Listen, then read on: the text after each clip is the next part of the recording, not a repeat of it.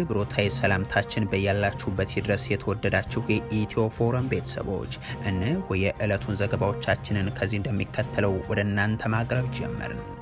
አበይት ነጥቦቹን በቅድሚያም የሰሜን ኢትዮጵያ ወታደራዊ እንቅስቃሴና የጦርነት ስጋቱን በተመለከተ የሚወጡ ሪፖርቶች እንደቀጠሉ ናቸው። አልጀዚራ የጦርነት ስጋት በመቀለ ያስከተለው ተጽዕኖን አንስቶ የኤርትራ ሰራዊትን የሽራሮ እንቅስቃሴም ተመልክቷል። የአስመራው መንግስት ደግሞ ጦርነትን ለመክፈት ምክንያት እየተፈለገ ነው ሲል ገልጿል። ወደ እናንተ ይደርሳል። በትግራይ ወታደራዊ ፍርድ ቤት የቀረቡት ጀነራልን ጨምሮ ወታደራዊ አዛዦች ወደ አዲስ አበባ አቀኑ። ይህ በእንዲህ እንዳለ የትግራይ ሰራዊት ወታደራዊ አዛዦች ደግሞ የ3 ቀናት ስብሰባ ማድረጋቸው ታውቋል። ይህንንም ይዘናል። ጠቅላይ ሚኒስትሩ ለቅሶን ወደ ደስታ ስለመቀየራቸው ሲናገሩ ተሰምቷል። ዝሆኖችን ሊሰብሩን ያገኘነውን ማጋጣሚ ሊነጥቁን ጠላቶች እየሰሩብን ነው ሲሉም ገልጿል። ብልጽግናቸው ደግሞ የስራ አስፈጻሚና የማዕከላዊ ኮሚቴ ስብሰባን በአዲስ አበባ እያከናወነ ነው። እንመለከተዋለን። በአማራ ክልል የሚፈጸሙ የአየር ጥቃቶች እንደቀጠሉ ናቸው። የፋኖ ኃይሎች ደግሞ በጉዞ ላይ በነበሩ የመንግስት ወታደሮች ላይ ጥቃት ማድረሳቸውን ይገልጻሉ። ተጨማሪውን አዘጋጅተናል። አገዛዙ የፈረንሳዩ ተቋም ጋዜጠኛን ከትግራይ ጉዞ ከለከለም። ዓለም አቀፉ የሚዲያ ተቋም ሮይተርስ የብልጽግናውን የሱዳን ጦርነት ተሳትፎን ካጋለጠ በኋላ እየተወሰዱ ያሉ እርምጃዎች ቀጣይ ክፍልም ተብሏል። የውጭ ሚዲያዎች ፍቃድ እስካሁን ብልጽግናው መንግስት እንዳላደሰም ተሰምቷል። ሌላኛው መረጃችን ነው። የአሜሪካ የጦር አውሮፕላኖች የመካከለኛው ምስራቅ ጉዞ እንደቀጠለ ይገኛል። ሩሲያ በኢራን ላይ ጥቃት እንዳይፈጸም ስታስጠነቅቅ፣ ፖላንድ ደግሞ ዜጎቿ ለቀው እንዲወጡ አዛለች። የተወደዳችሁ የኢትዮ ፎረም ቤተሰቦች አብራችሁን ስትቆዩ እነዚህን እና ሌሎችን መረጃዎችን ታደምጣላችሁ።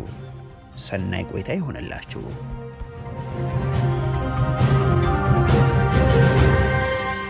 የሰሜን ኢትዮጵያ ወታደራዊ እንቅስቃሴና የጦርነት ስጋቱን በተመለከተ የሚወጡ ሪፖርቶች እንደቀጠሉ ናቸው።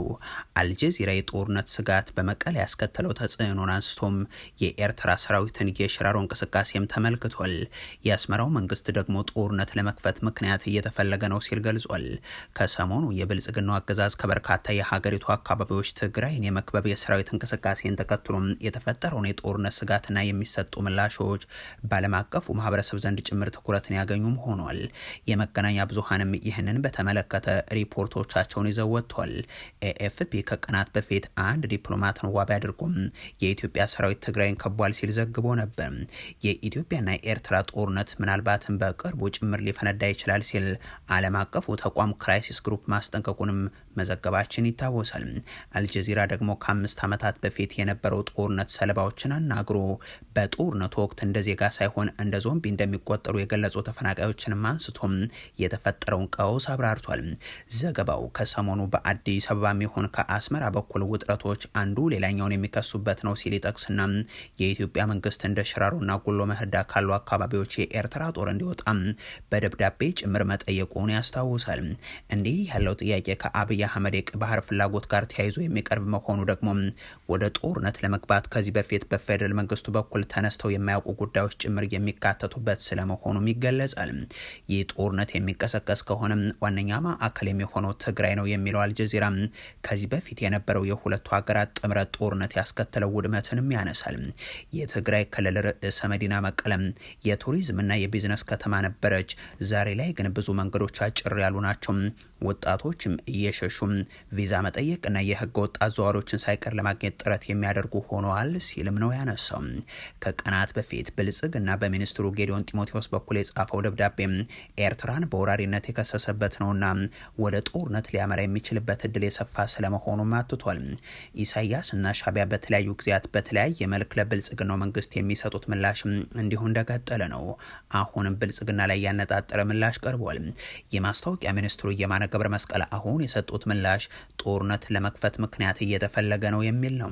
የብልጽግና ሰዎች የባህር በር ጥያቄን በተመለከተ የሚያቀርቡት አመክንዮ አሳሳችና ደካማ ነው የሚሉ የሚሉት የሻዕቢያው ቃል አቀባይ በሀገራቸው ላይ ሊከፈት የሚችልን ጦርነት ሰበብ ለመስጠት ሲሉ የብልጽግናው ሰዎች የህዝብ ብዛትን እንደ ምክንያት እያቀረቡ ነው በማለት ተቃውሟል። ኢትዮጵያ የባህር በር ማጣቷን ተከትሎ በወደብ ክፍያና በኢኮኖሚ ኪሳራ እየተጎዳች ነው የሚሉ ቅስቀሳዎችም ተቀባይነት የላቸውም የሚል ማብራሪያም አስከትሏል። ጠቅላይ ሚኒስትር አብይ አህመድ በአፍሪካ ህብረት ስብሰባ ወቅት እንደዚሁም ፕሬዚደንት ኤርዶሃን ጋር በነበራቸው የቤተ መንግስቱ መግለጫ ወቅትም 130 ሚሊዮን ህዝብ ታፍኗል እያሉ አቅርበው ነበር። በእርግጥም የሀገሪቱ የጦር አዛዦችም 2 ሚሊዮን የኤርትራ ህዝብ 200 ሚሊዮን የኢትዮጵያ ህዝብን ዘግቶ አይቀጥልም ሲሉ መናገራቸው የሚዘነጋ አይሆንም። ህዝባችን አሁን 130 ሚሊዮን ነው። በሚቀጥሉት 25 ዓመታት 200 ሚሊዮን ይሆናል። እንዴት በ2 ሚሊዮን ማህበረሰብ ጥቅም የ200 ሚሊዮን ህዝብ ጥቅም ይዘጋል? ፌር አይደለም። ፌር አይደለም። ዓለም አቀፍ ህግ አይደለም። ሎጂክም አይደለም። በጣም አሳፋሪ ነው።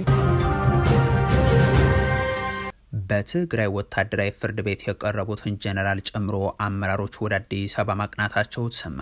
ይህ በእንዲህ እንዳለ የትግራይ ሰራዊት ወታደራዊ አዛዦች የ3 ቀናት ስብሰባ ማድረጋቸውም ታውቋል።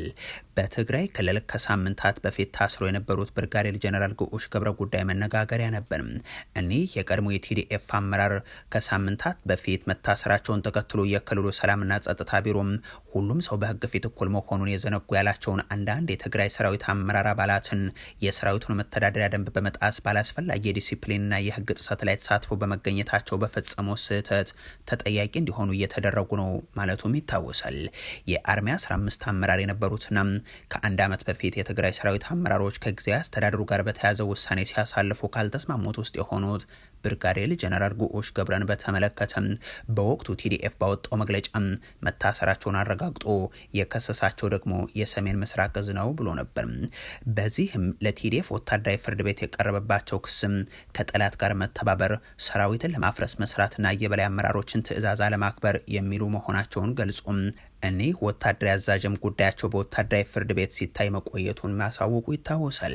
ከእስር የተለቀቁት እኒህ ወታደራዊ ጀነራልም በውጭ ሆነው ጉዳያቸውን በ60 ሺህ ብር ዋስትና እንዲከታተሉ ተደርጎም ነበር።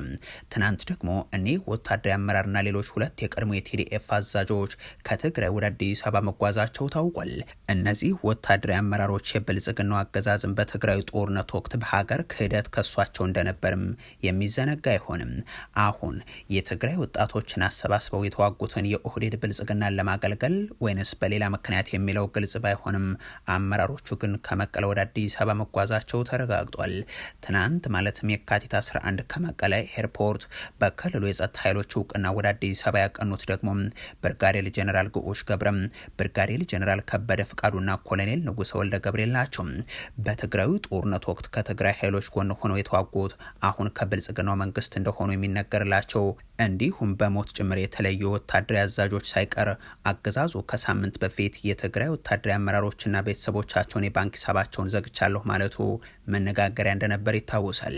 በሳምንቱ መጨረሻ ደግሞ የትግራይ የቀድሞ አመራሮች በተለያዩ መድረኮች የፌደራል መንግስቱ በትግራይ መውሰድ አለበት ያሉትን እርምጃ ምክረ ሀሳብ ሲያቀርቡ መደመጣቸው አይዘነጋም።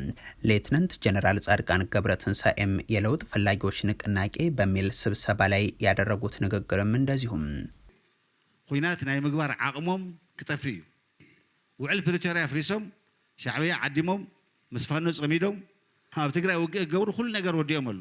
ወደ ጦርነት መገባት የለበትም። የፕሪቶሪያው ስምምነትን አፍርሶ ከሻዕቢያ ጋር ሆኖ ከፋኖ ጋር ተጣምሮ ወደ ጦርነት የመግባት ነገር ነው ያለው። የፌደራል መንግስት ኃላፊነት አለበት። በትግራይ ጦርነት የምናስቀርበት እድል አለ። በቅርብ ደግሞ የሚካሄድም አይደለም። ዋና ዓላማችን ይህ ነው። ነገር ግን ጦርነቱ አይቀሬ ከሆነም በራሳቸው ፍላጎትም ይሁን በሌላ መንገድ እንዲቀር የማይፈቅዱ ከሆነም የሚካሄደው ጦርነት በጣም አጭር በአነስተኛ ወጪ የሚፈታ ማድረግ አለብን። ወንጀለኞቹ ብቻቸውን ተነጥለው ወጥተው ችግር የማይፈጥሩበት ሁኔታ መፈጠር አለበት። ለዛ መጣር አለብን። ይሄው ነው ለውጥ ሊያመጣ የሚችለው። ይህ በእንዲህ እንዳለ የትግራይ ወታደራዊ አዛዦች በመቀለ ላለፉት 3 ቀናት ስብሰባ ማድረጋቸውን ኢትዮ ፎረም ሰምቷል። ወታደራዊ አዛዦቹ በወቅታዊ የትግራይ የኢትዮጵያና የቀጠናው ጉዳዮች ላይ ግምገማዎችን ማድረጋቸውም ታውቋል። ጠቅላይ ሚኒስትሩ ለቅሶን ወደ ደስታ ስለመቀየራቸው ሲናገሩ ተሰምቷል። ዝሆኖቹን ሊሰብሩን ያገኘነውን አጋጣሚም ሊነጥቁን ጠላቶች እየሰሩብን ነውም ብለዋል። ብልጽግናቸው ደግሞ የስራ አስፈጻሚና የማዕከላዊ ኮሚቴ ስብሰባውን በአዲስ አበባ እያደረገ ነው። ጠቅላይ ሚኒስትሩ አቶ ተመስገን ጥሩነህንም ጌታቸው ረዳንም ዳንኤል ክብረትንም አስከትለው ሰሜን እየተነሳብን ነው በሚል በኦሮሞ ህዝብ ውስጥ ለመደበቅ ያደረጉት ጥረት ነው በሚል የተገለጸውን የወለጋውን ጉዟቸውን በተመለከተ ያስተላለፏቸው መልእክቶች በአመዛኙ ተማጽኖ ያጀባቸው ናቸው። የብልጽግናው ፕሬዝዳንት በቄለም ወለጋ፣ በምዕራብ ወለጋና ምስራቅ ወለጋ ካደረጓቸው ንግግሮች ውስጥ አንዱ እሳቸውንና አገዛዛቸውን በዝሆን መስለው የዝሆን አጥንትን ለመስበር ስለሚያስቸግራቸው የዝሆን አጥንት ይፈልጋሉም ብለው እኛንም ለመስበር ራሱን ኦሮሞን እየተጠቀሙ ነው በሚል ሲቀሰቅሱ ተደምጠው ነበር። ለፌን አርባ ዋንብራትን ጨብሱን ባየረክሳል ለፌ አርባ ጨብሱፍ ነሞን አርባ ጨብሱ በርባደን ጀልቀበ ለፌ አርባ አብራ በርባዱ ለፌ አርባትን ጨብሱ። በማግስቱ ደግሞ ነቀምቴ ላይ ተገኝተው ይህ የወለጋ አካባቢ ወደ ደስታ ቦታ ቀየርኩት ብለው ሃይማኖታዊ መለኮታዊ ማብራሪያን ሲያቀርቡ ነው የተደመጡት። ወለጋ ሰው እንኳን ቢያጣ በአህያ መቀየር የሚችል ነው እያሉ በፊት ለፊታቸው ተቀምጠው የነበሩ አካላትን እያራከሱ እዚህ የጌታ መከናወንና መቻልን ነው የተመለከትኩት በሚል እየሰበኩ ከዚህ በፊት ነቀምቴ ስንመጣም ንግግራችን ሁሉ ለቅሶ ላይ ነበርም፣ ልጆቻችን ሞቱ፣ መፈናቀል በዛ ወዘተ የሚል ነበር። አሁን ወደ ደስታ ቀየር ነው ሲሉም የተሰሙበት መድረክ ሆኗል። ያገኘነውን የስልጣን እድል ማበላሸት የለብንም ሲሉም ራሳቸውንም የኦሮሞ ህዝብ ወኪል አድርገው ያቀረቡት አብይ ነቀምቴ አታድሩም ሲሉን አድረን አሳየናቸው በሚል ሲናገሩም ተደምጧል። ዱጋዳይ ነቀምቴ ቡልተኒ ዱጋዳይ ነቀምቴ ነጋዳይ ነው እንጂ ከነጫላ ጨቡን ጅራ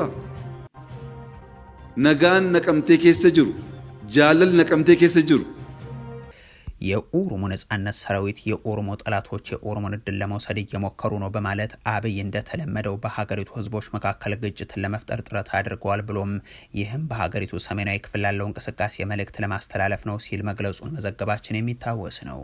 ጠቅላይ ሚኒስትሩ ወደ ወለጋ የሄዱት በሄሊኮፕተር ተደብቀው ነው ያለው ጦሩም በጥብቅ እየተጠበቁ ጥቂት ቦታዎች ላይ ደርሷል። በብዙ ወታደር እየተጠበቁ አካባቢዎች ውስጥ ለአጭር ጊዜ ብቅ ማለት ግን ጥንካሬን ከማሳየት ይልቅ ሊደበቁ የሞከሩበትን ደካማነት ያሳያል። ቁጥጥሩ እንዳላቸው ለማሳየት የሚጠቀሙባቸው መንገዶችም አልቀዋል ሲል ማጣጣሉ ይታወሳል። ይህ በእንዲህ እንዳለ ብልጽግና የስራ አስፈጻሚና የማዕከላዊ ኮሚቴ አባላቱን ለስብሰባ መጥራቱ ታውቋል። ይህ ስብሰባ ደግሞ በመደበኛነት የሚደረግ ሲሆን ህጋዊና ህዝባዊ መንግስት ማጽናት፣ በህሊና መጥራት፣ በተቋማት መብቃት በሚል መፈክር ብልጽግና የሚያደርገው ስብሰባ ሲሆን በተናጥል የተወሰኑ አጃቢዎችን ይዞ ስለሚያደርገው ቀጣዩ ምርጫም ተወካዮቹ ላይ ያተኮረ ነውም ተብሏል። በአማራ ክልል የሚፈጸሙ የአየር ጥቃቶች ቀጥሏል። የፋኖ ኃይሎች ደግሞ በጉዞ ላይ በነበሩ የመንግስት ወታደሮች ላይ ጥቃቶችን ማድረሳቸውን ገልጿል። ከዚህም ባሻገር በርካታ የብልጽግና የጸጥታ አካላት አዋጃቸውን ተከትሎ እየተቀላቀሏቸው ስለመሆኑ አሳውቋል። የመከላከያ ሰራዊቱ ከተወሰኑ የአማራ ክልል አካባቢዎች ለቆ መውጣት መቀጠሉን ተከትሎም መዋቅራቸው እየፈረሱ ባሉ የክልሉ ስፍራዎች ቁጥጥራቸውን እያሰፉት የፋኖ ኃይሎች ከቀናት በፊት አወጣኑ ባሉት የሚሊሻ የአድማ ብተናም የፖሊስ የመከላከያና ሌሎችም የጸጥታ ዘርፍ አካላት የሚደረግ የምህረት ሲሉ የገለጹት አዋጅን ተከትሎም በቡድንና በተናጠል እየተቀላቀሏቸው እንደሆነ ያመለክታሉ። በሌላ በኩል በአንዳንድ የክልሉ አካባቢዎች አሁንም ድንገተኛና የደፈጣ ጥቃቶችን በተለይም በጉዞ ላይ በነበሩ የመንግስት ወታደሮች ላይ ስለማድረሳቸው አሳውቋል። ከነዚህ መካከል በኢትዮ ሱዳን ድንበር አካባቢ ፈጸም ነው ያሉት የሚገኝበት ሲሆን ሽመለገራ ተብሎ በሚጠራው የመተማ ቀጠና የደረሰ ነው።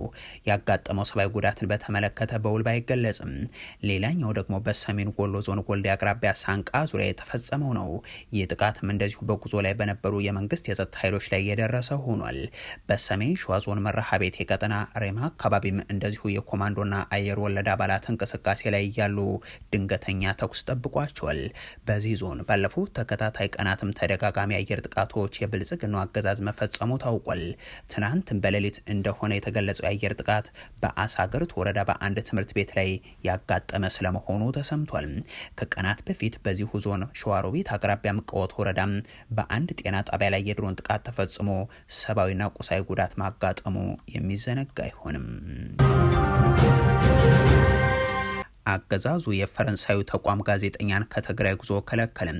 የዓለም አቀፉ የሚዲያ ተቋም ሮይተርስ የብልጽግናውን የሱዳኑን ጦርነት ተሳትፎ ካጋለጠ በኋላ እየተወሰዱ ያሉ እርምጃዎች ቀጣይ ክፍልም ተብሏል። አገዛዙ የውጭ ሚዲያዎችን ፈቃድ እስካሁን እንዳላደሰም ተገልጿል። በአዲስ አበባ መቀመጫውን ያደረገና ህጋዊ ፈቃድ ያለው የኤኤፍፒ ዘጋቢም ወደ ትግራይ ክልል ሽረ ከተማ ለመብረር ሲሞክር ከኢትዮጵያ የውጭ ጉዳይ ሚኒስቴር ፈቃድ የለህም በሚል ምክንያት ከአየር መንገድ እንዲመለስ ተደርጓል ተብሏል። የዜና ተቋሙ አክሎም የአዲስ አበባ አውሮፕላን ማረፊያ የደህንነት ሰራተኛ ምንም አይነት ማስረጃ ሳያቀርብ ይህ ዛሬ ወይንም ትናንት ስራ ላይ የዋለ አዲስ መመሪያ ነው ማለቱንም ገልጿል።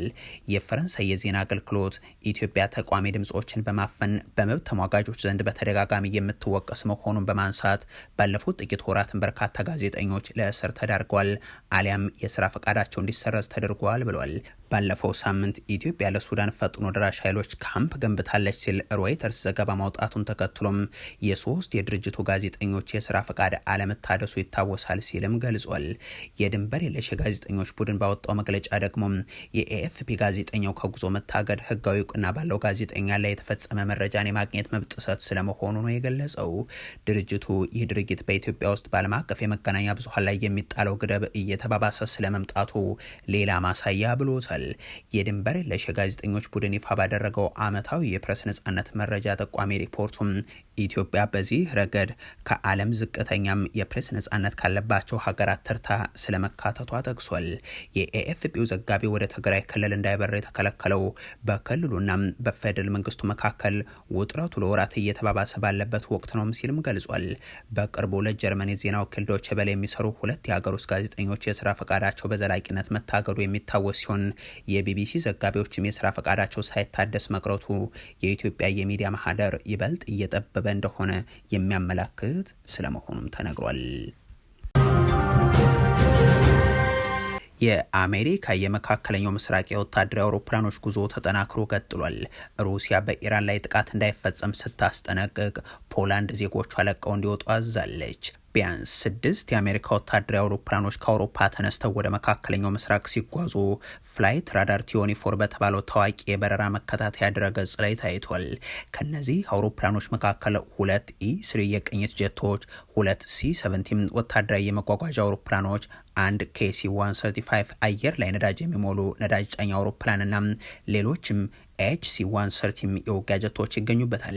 የወታደራዊ ማጓጓዣ አውሮፕላኖቹ አውሮፓ ውስጥ ከሚገኙ የተለያዩ የጦር ሰፈሮች ተነስተው ወደ ሜዲትራኒያን አቅጣጫ ማምርተዋል።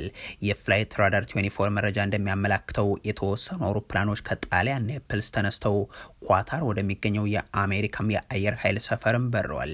አሜሪካ ከኢራን ጋር በሁለት ዙር ባካሄደቻቸው ድርድሮች ተጨባጭ ውጤትን ባላስገኙበት በአሁኑ ጊዜም በቀጣይ ቀናት ወታደራዊ እርምጃ ልትወስድ ትችላለች የሚለው ስጋትም አይሏል። ዶናልድ ትራምፕ ሲዝቱበት ለሰነበተው ወታደራዊ እርምጃ ዝግጅት ለማድረግም ባለፉት ጥቂት ሳምንታት ወደ መካከለኛው ምስራቅ ግዙፍ አውሮፕላን ተሸካሚናም ሌሎችም የጦር መርከቦች ሲጓጓዙም ሰንብተዋል። ይህ በእንዲህ እንዳለ የሩሲያው የውጭ ጉዳይ ሚኒስትር ሰርጌይ ላቭሮቭ አሜሪካ ኢራን ላይ ጥቃት ከፈጸመች መዘዙ አስከፊ ስለሚሆን ከወታደራዊ እርምጃ ተቆጥባም ኢራን ኒውክሌሯን ለሰላማዊ ዓላማ የምትጠቀምበት መንገድ ላይ ንግግሮች እንዲደረጉ አሳስቧል። በኢራን ላይ የሚፈጸም ጥቃት ጥሩ ውጤትን አያስገኝም።